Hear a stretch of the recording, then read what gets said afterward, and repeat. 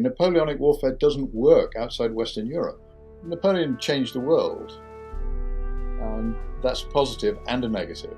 He certainly wasn't murdered on St. Helena. There's no evidence to back that up at all. He is a great man, but he's also a bad man, and you can fit that together in many different ways.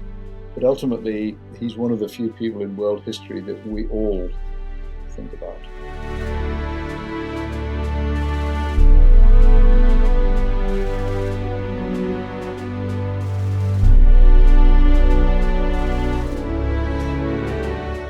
Hello and welcome to another episode of History Undone, Mythbusting.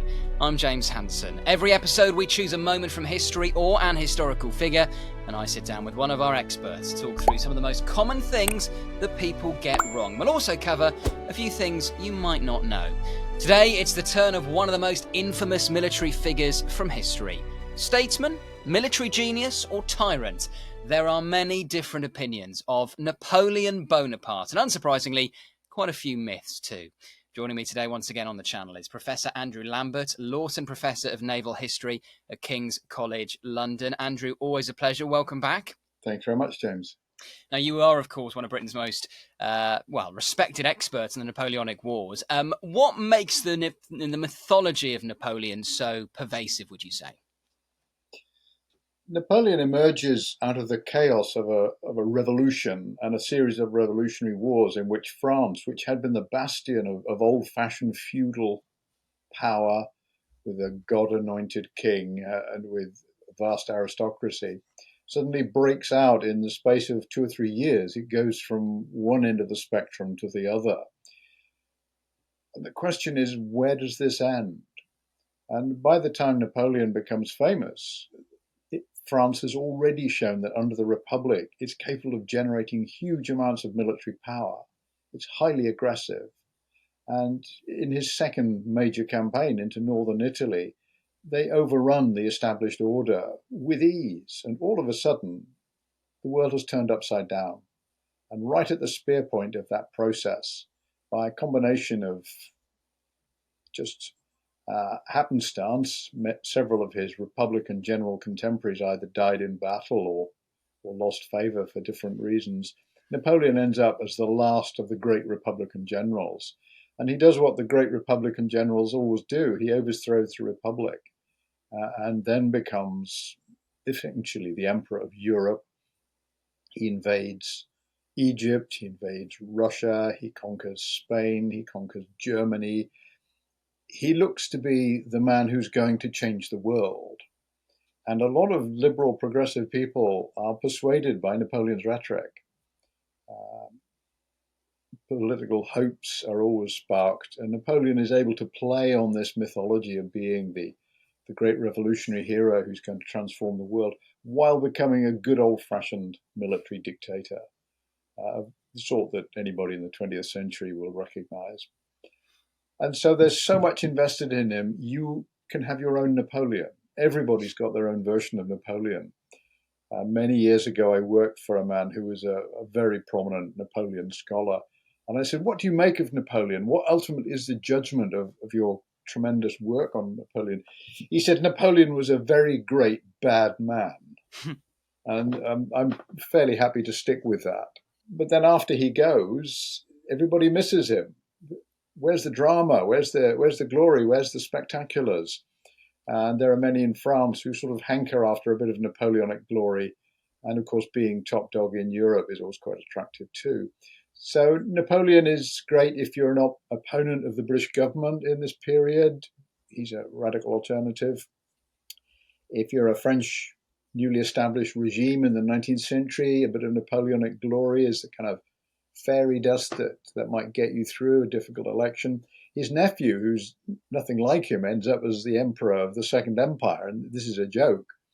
But then every great man comes back in some ludicrous form. So he's there for all of us, and we've all got a version of him. Without Napoleon, you don't get the 19th century British state. You don't get the culmination of British Empire. You don't see the world evolving in the way that it does. So he creates so much of it not intentionally, much of it through basically projecting his own power. And when the time comes at the end, when his regime is overthrown in 1814 and 1815, he's prepared to sacrifice every last Frenchman to keep his grip on the levers of power. Because at the end of the day, he's not French, he's a Corsican. He always spoke French with an accent.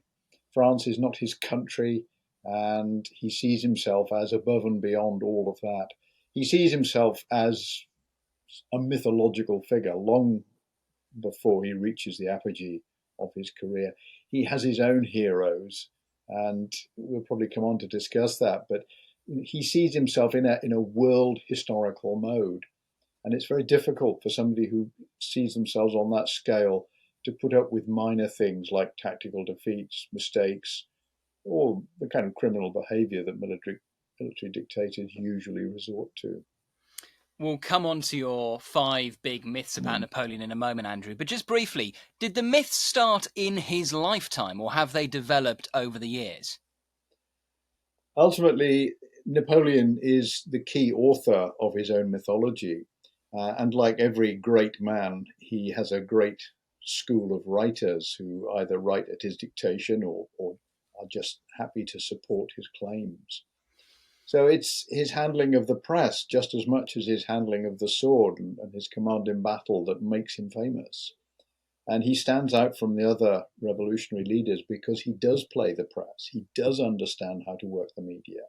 And he creates an image. So he's constantly building up this process.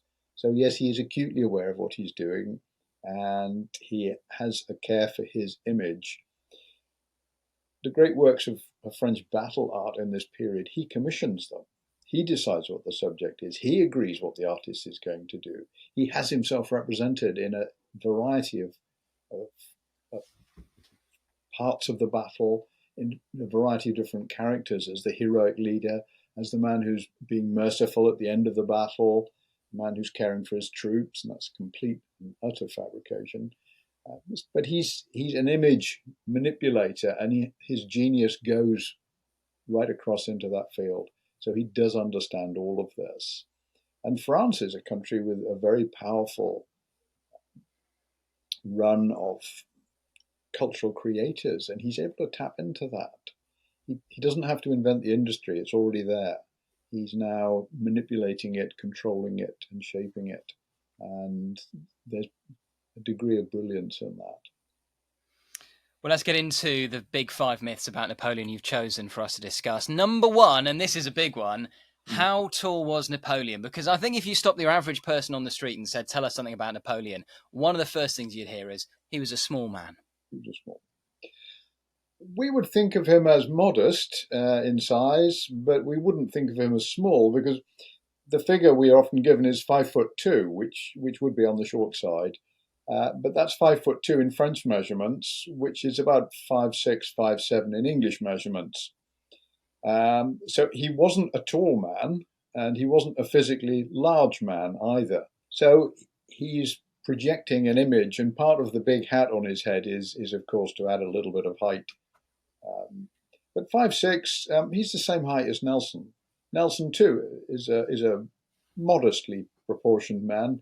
Nelson was always on the lean side, following ill health. But no, he's not short. And in the France of the early 19th century, the general population was significantly shorter than it is today. So he wouldn't have stood out in a crowd as a short man. Much of his shortness was invented by the English caricaturist James Gillray, who always portrayed him as a very thin, scrawny, short individual. This was a way of belittling Napoleon.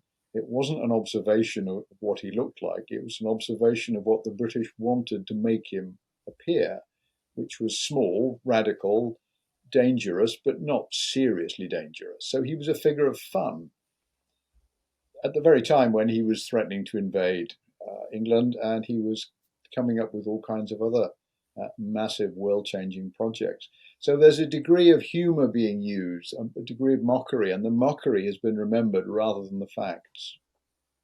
That's a really interesting point there about how some of these myths, and it's something we've talked about before in other episodes of History Undone Mythbusting, almost come out of propaganda efforts. Because as you say, it would be in the interests of the British, say, to try and downplay Napoleon, to mock him in a certain way. In the same way, I mean, we discussed in a previous episode how Hitler didn't have one testicle, but it's a way of emasculating him. Yes. And in a way, accusing someone of just being a kind of jumped up small man with small man syndrome is a way of going at his masculinity. Oh, absolutely. And that mythology then extends into more and more lurid and completely unsubstantiated claims. So the British need Napoleon to be somebody that they can anticipate being able to defeat. If you buy into the Napoleon is the new Superman, there's no hope. So you go for the belittling, but you also play on the trope that he's not French. So he's always described as the Corsican ogre, he's not a French leader, he's a Corsican leader. So the British are trying to divide Napoleon from France. And this proves to be far more difficult than they'd anticipated, because the French love Napoleon whenever it's appropriate, and when it's not appropriate, they pretend he never happened. Which is the great disadvantage of being originally of Corsican origin. So he wasn't born a Frenchman, he was born a subject of the Republic of Genoa, and his first language was not French, it was Italian. He spoke with an accent in French for the right way through his life. So he's somebody who sits alongside, within, but also without France. He's quite happy being in northern Italy. He thinks about Italy in ways that most French people don't. He has ambitions for Italy. He's the king of Italy. Yeah. And that's a really interesting recurring theme of history, isn't it? Where you get people who are associated very strongly with their country, who actually were often born outside, famously Hitler being born in Austria, Stalin being born in Georgia, etc., etc. So just to nail this myth about the height of Napoleon, we think, we don't know for certain, but we think he probably would be, 5'6", 5'7", potentially, in today's measurements. Same height or maybe slightly taller than Nelson, but certainly not a short man by those standards, kind of average height. Yeah, and his last conqueror, Wellington, wasn't much taller. Wellington was not a big man. He's a big man in all respects, apart from his physical size. He's 5'8", 5'9", possibly, but certainly not a tall man. People in those days were not as tall as they are today for very obvious reasons, nutritional amongst them. So very big men stood out, very short men stood out, but Napoleon was down on the edge of the middle third and the lower third, which is not particularly significant. But it does become significant in British propaganda. Well, let's move on now to Napoleon myth number 2. And this is a big one that keeps recurring. In fact, we touched on it a few weeks back when we did a really interesting episode of History Undone looking at the Battle of Trafalgar. And this is this notion that Napoleon had a plan to invade England. Did he ever have a plan to invade England, Andrew? Well, we have to remember that Napoleon is always looking at Europe. That's the main source of danger. The great armies that can overthrow the French and defeat his empire, they're European armies. The British are not a significant military power. They've got enough troops to be a nuisance, and at the end of the war, they're a significant nuisance. But the British never conscript soldiers during these wars. The men who are in the British Army are limited in number, and they're all volunteers, some of them coerced by giving them bounties, but they're not conscripted. So the great armies he has to worry about is the Russian army, the Austrian army, the Prussian army. These are hundreds of thousands of troops. The British have a disposable army of less than 50,000. So when Napoleon's thinking about invading England, what he's thinking about is keeping the British very busy defending themselves against a possible invasion. So most of the British army, for most of the first half of the Napoleonic Wars, 1803 through 1809, is sitting in southeast England waiting for a French invasion. The Navy will tell you they're not coming. They don't have the ships, they don't have the amphibious lift capacity, and if they come out to sea, they will be destroyed. But the army is convinced that the French will get ashore and it will be necessary to keep troops in Britain. Napoleon assembles a great army at Boulogne and he says he's going to put them all in boats and cross the channel. He doesn't have a place he can launch that fleet from. Boulogne is not a port, it's an open roadstead, wide open to be attacked by the Royal Navy. He then builds a navy inside the River Scheldt, the river that comes up from Antwerp up to the coast. And in 1809, the British finally, with some prodding from an emigre French revolutionary general, agree that they're going to have to take this fleet out. So what they do is they attack the base at Vlissingen in Holland, or Flushing we often call it, with the biggest amphibious army of the entire Napoleonic Wars. 40,000 troops, big battle fleet. They go all the way into the Scheldt. They land, they capture the port of Vlissingen. They drive the French ships all the way down to Antwerp. They destroy the base from which the invasion would be launched. Very few men are killed. Some get malaria, but it's a very successful operation. And within 6 months, half of the army has been sent from England to Spain.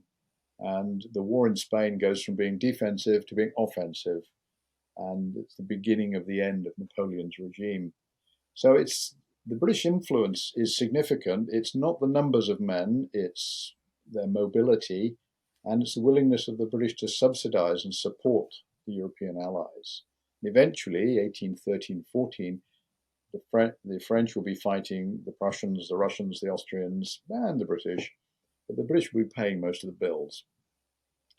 So that's what it's all about. It's about keeping the British on the defensive. The army that Napoleon assembled to invade England, allegedly, what did it do in 1805? It marched all the way down the Rhine and destroyed the Austrian and Russian armies at Ulm and Austerlitz. That's what it was always for, and Napoleon admitted this more than once. He assembled armies there on many occasions, including the army that invaded Russia. So it's a great place to assemble an army and then march off into Germany, through Germany, Poland, into Russia, down south into Austria. It's not an army that you're going to launch against Britain, because if the Royal Navy sinks your army, they've sunk your empire and they've sunk you with it. It's too risky. It's just militarily a risk too far. And while he liked to make a demonstration of it, there is no evidence that he seriously intended to do this. What he wanted was the British to either cave in, surrender, make peace, or just sit on the defensive while he was doing other things. So there is a very obvious parallel, I suppose, with Hitler, and people talk about Operation Sea Lion and whether it could ever have worked. And the Battle of Britain was not really designed, I suppose, to invade Britain and lead to Nazi occupation of Britain. It was just designed to kind of neutralize Britain. Yeah. Hitler is slightly different in that he has a rather better opinion of the British than Napoleon ever did. And he would rather like the British to give up and sort of join in. So he's offering very, very good terms. You can keep all of your empire stuff as long as you leave us alone in Europe. And the reason that Hitler wasn't coming is the same reason that Napoleon wasn't coming. The Royal Navy is completely capable of dealing with anything that either of them had to offer. And they knew that. So it's an enormous bluff on both cases.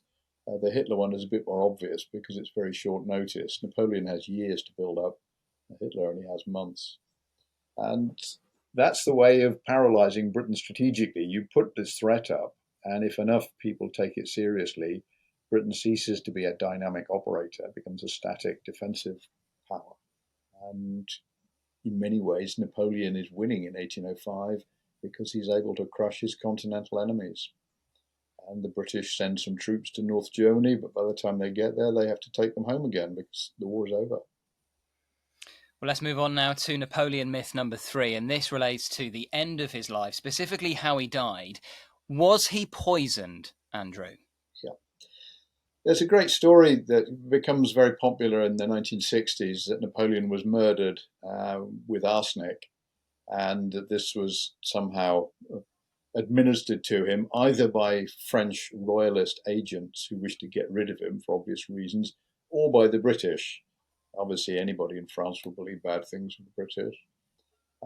There is evidence that he had consumed a lot of arsenic across his life, but it wasn't wasn't lethal.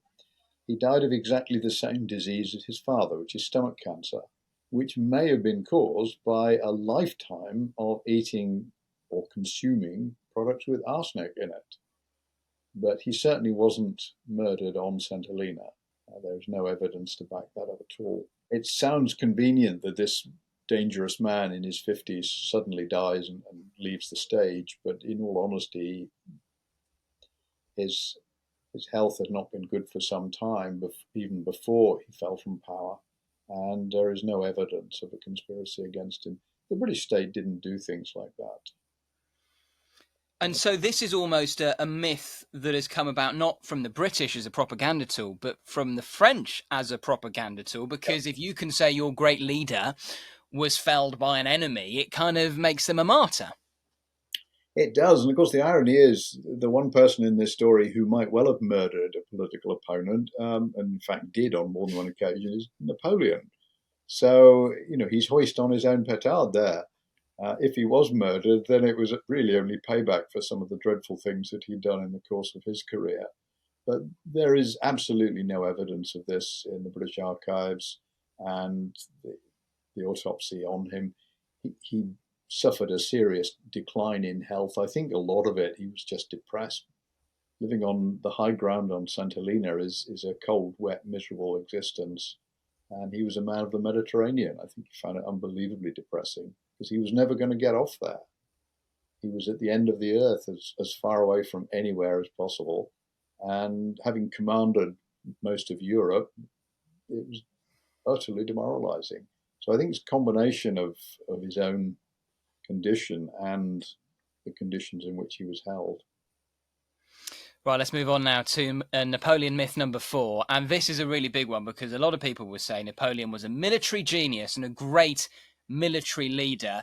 You have a slightly different view. So what is your assessment of Napoleon's military prowess? Napoleon has a great military reputation, but the thing that people forget is you need to look at the opposition. The French armies of the Revolution and the Napoleonic era were invariably as large as, if not larger than, their opponents. They were better equipped, particularly with things like artillery. They'd had consistent tactical development across a long period of time. And Napoleon is a pretty good man-manager of his mid-level leadership. But in all honesty, his battle plan is the same in every battle. You get the enemy to take a position. You then identify the obvious place to attack it with artillery. So he's a gunnery officer rather than a foot soldier or a cavalryman. So you bring up all your artillery, you bombard them until they start to look like they're about to leave the field in panic. You then attack them with infantry. If they survive that, you might throw your cavalry in, and eventually they will break. And when they run from the field, you release your light cavalry, who then wipe them out. And if you look at Austerlitz, and particularly the Battle of Jena and Auerstadt, in 1806, not only did he defeat the Prussian army, but he wiped it out. By the time it got to Berlin, there was nothing left. So the whole country was taken out. But that's the failure of the Prussians. That's not the success of Napoleon. They came into the battle with an old-fashioned army, with old-fashioned tactics. And they fought bravely and with determination, but there was a complete lack of skill and coordination. There's a great line at the end of the Battle of Waterloo where somebody said to Wellington, what was it like fighting against Napoleon? He said, I was really disappointed. They just kept on coming at us like they did in the good old way. He'd fought the French all the way through Portugal and Spain, and they always did the same thing. Whether Napoleon was there or not, the tactics didn't change very much. Eventually, you attack them with artillery, infantry, and cavalry. And if, like Wellington, you picked a really good battlefield position at the top of a rise, you can deal with that. But is that not just inevitable in a sense that, like anyone who has a long career, the early successes are hard to replicate? Is it not like fighting Muhammad Ali in his later years? It doesn't mean he wasn't a genius fighter or a genius general in Napoleon's case. It's just that the old tricks didn't work anymore. Well, that's, therefore, the genius has hit the buffers. You have to constantly evolve. You have to adjust your tactics to the precise circumstances. Napoleon really doesn't do that. He's got a game plan, and on the morning of Waterloo, he had options. And in 1705, the great Duke of Marlborough was in Napoleon's position, advancing on Brussels up the main road. He took one look at that battlefield and pulled a flank off to the right-hand side and outmaneuvered the enemy. It was there for Napoleon to do. He just didn't do it. He got the British sitting on top of the hill. He thought he would just take them, and it failed. So the greatest battlefield picker in modern history, Marlborough, picked that battlefield. Wellington knew that, and that's why he picked it. And Napoleon didn't pick it because he hadn't bothered to look at Marlborough's career, and he wasn't overly worried. He'd got the enemy where he wanted them. They were stationary, and he was going to finish them off. And Wellington was stationary because he had every confidence that he would hold the French on the field until the Prussian allies came along and finished the battle, which is exactly what happened. It is maybe the way of looking at Napoleon to say, look, he was clearly incredibly successful in Europe, but not so much further afield. Absolutely. Napoleonic warfare doesn't work outside Western Europe. If you go to Egypt or Spain, particularly the further south you get in Spain, once you get through Poland into Russia, there just isn't the logistics backup because Napoleonic armies strip the country as they go through it. If the country's got no food and no spare horses and poor roads, Napoleonic warfare breaks down very quickly. One of the things that Wellington brings to all of this is extensive experience of campaigning in India, which couldn't be more different. So he's very used to the idea of dealing with enormously more powerful armies in numerical terms, and paying great attention to logistics, and always essentially being the inferior power in terms of size.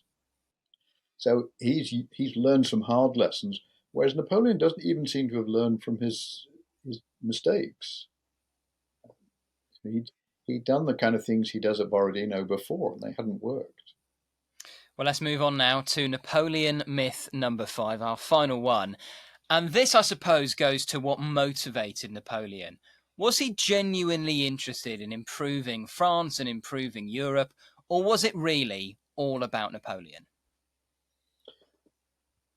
Ultimately, Napoleon is making France better so that he can draw more assets out of it to extend his own personal imperial project. So yes, he's doing good things for France, but they're good things that will generate more money, more weapons, more foot soldiers, and more tribute from conquered territory. If you want to know who Napoleon is, you have to understand that the thing that most inspired him as he's growing up is the life of Alexander the Great, the man who conquered the world. Napoleon wants to conquer the world. He didn't go to Egypt for fun. It wasn't a holiday destination. Everybody associated it with some really bad things, including the plague. He wanted to conquer the world. Alexander did this. Napoleon was going to do it too. He was the new Alexander. And the tragedy of Napoleon is that, unlike many French Republican generals, he didn't die in his early 30s. Because then we would have far less to talk about. He wouldn't have been remembered for much of the bad things. He would be remembered as a genius in his profession. So his ambition is utterly dominant. And his concern as emperor, of course, as we know, is to make sure that his dynasty will continue. His only legitimate son dies at roughly the same time he does, never having been emperor. So it's all about Napoleon. It's not about France. And that old saying of Louis XIV, l'état c'est moi, I don't think Napoleon saw it like that. Napoleon is Napoleon, and everybody has to bend down and do as they're told. And the object of the exercise is world conquest. And just like Alexander, I think you're teetering on the brink of madness. Alexander murders one of his own best friends in a drunken party. Napoleon is capable of not dissimilar things. No, Napoleon is about Napoleon. In which case, how should we remember Napoleon today? I mean, this goes back almost to what we were talking about at the start.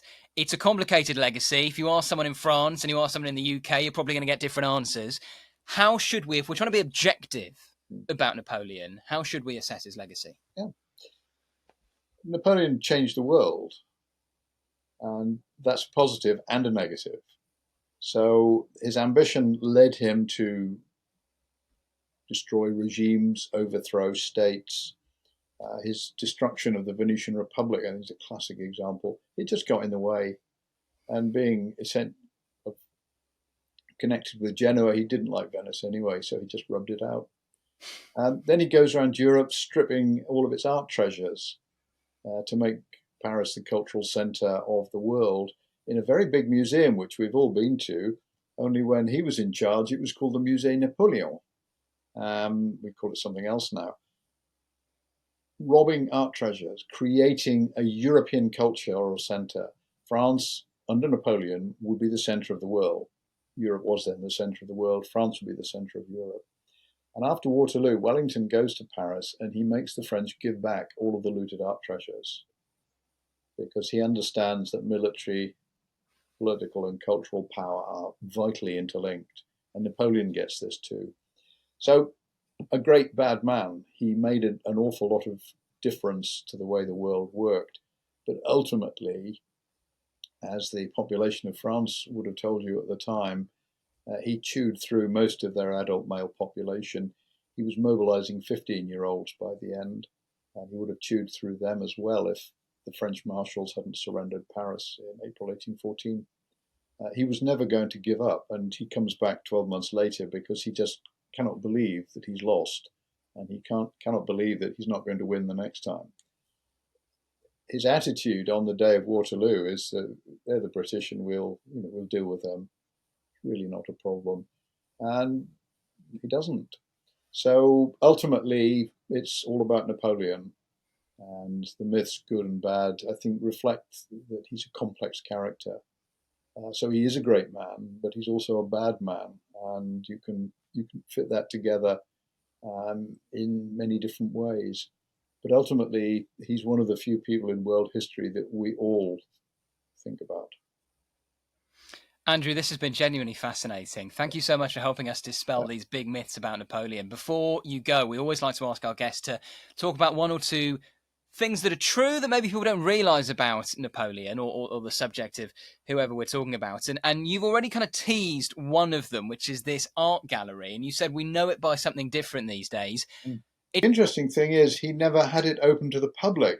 All the time that he was emperor, it was closed to the public. It was for him and certain elite visitors. And during the brief Peace of Amiens, it was open to British visitors, who included the president of the Royal Academy and a young but rising artist called J.M.W. Turner, both of whom had access to this astonishing collection. And it has an impact, particularly on Turner's work. He got to see a range of great master works which he would never have seen in any other individual city anywhere in the world. And this is long before the British have their own national gallery. So it's theft. He's stealing people's stuff and hanging it on his own walls, but its impact on the history of art is tremendous. So even things that he's just passing by fairly swiftly, he uses this building as a way of getting people to understand the enormous cultural riches that they're dealing with. And of course, he's the man who reopens interest in Egypt. It's Napoleon who goes to Egypt and takes all of these scientists and academics with him and starts a whole craze for Egypt, which has lasted through to the 21st century. So he's opening the eyes of the world to fascinating things. At the same time that he's conquering and overthrowing regimes and running very large mass casualty events. Didn't he have the Mona Lisa in his bedroom at one point? There is a story that he did. I'm not sure we're absolutely sure. But of course, the Mona Lisa was paid for by a king of France. It was in the French royal collection. So the Louvre is the French royal collection. It's also a lot of swag from other people's countries. And it all fits together to create this impression. And you still get that today. You go in the Louvre, and one of the things you notice is that all of the galleries are branded. It's a bit like a shopping mall. But the statue gallery, there are big N's in the ceiling. So you know who built the gallery. And just down are galleries built by the restored Bourbons after him, and they've all got Charles X's brand on them. And many of the galleries are more striking as spaces than they are than the contents. The Charles X galleries, what's in them is of very little interest, but the galleries themselves are fabulous. And it's a way of owning and marking this territory. So the big N is a way of showing ownership, and Napoleon is very keen on that. The revolutionaries begin this process, but he takes it to a new level because he's focused on the individual as hero. And the other thing that we have to remember is that all of the heroic, romantic leaders of the 19th century, cultural, political, military, they're all trying to be some kind of Napoleon. So he's changed the model. Until Napoleon comes along, generals are old men who've got a lot of experience, and emperors are usually old men who've been around for a long time. Napoleon is none of those things. He's come dynamically, dramatically through. He says, look, it's a career open to all talent. If you've got talent, you can get to the top. And if he has a great legacy, it's that idea that we don't have to rely on hierarchy. We don't have to rely on age. We can rely on raw ability. If you've got it, use it, see how far it will go. He pushed his talent all the way to the end. And even down to the last day, he could have won the Battle of Waterloo, but he didn't. Well, maybe that's a topic for another time. Yeah. Just before we finish, Andrew, on the topic of lesser known facts about Napoleon, I never thought I'd ask this question, but if I wanted to see a 12-foot statue of a naked Napoleon, where would I go? If you're in London, it's easy enough. It's at Apsley House, which was the Duke of Wellington's home. It's on Hyde Park Corner. And there's a statue of Napoleon, naked, holding a spear in the classical mode, made by the greatest of all modern sculptors, Antonio Canova. It was made for Napoleon, who commissioned it, but the result didn't please Napoleon because it didn't portray a slight, relatively modestly proportioned man. It made him into a heroic god, and he didn't bother to take the statue. Wellington, I suspect, rather enjoyed the idea that every night as he walked up the stairs to bed, he reminded himself of his greatest achievement. It is absolutely stark naked. It's a brilliant piece of statuary, but it is a piece of work that celebrates one of the great dictators. And if we look at that in a modern 21st or even 20th century context, would you really want a 12-foot high Hitler in your stairwell? Possibly not. So Napoleon can be seen. That is not a representation of his actual body. That's Napoleon as a god. And that tells you everything you need to know about Napoleon. He probably did think he was a god. And as we discussed at the start of this episode, even though he wasn't as short as a lot of people think he is, he certainly wasn't 12 foot. So it's not to scale at all. Andrew, this has been brilliant. Thank you ever so much for your time, Professor Andrew Lambert, joining us today on History Undone Mythbusting. And we will be back busting more myths very soon. Don't forget to like this video, share and subscribe to our channel, History Undone with James Hanson. That's it from us. Goodbye.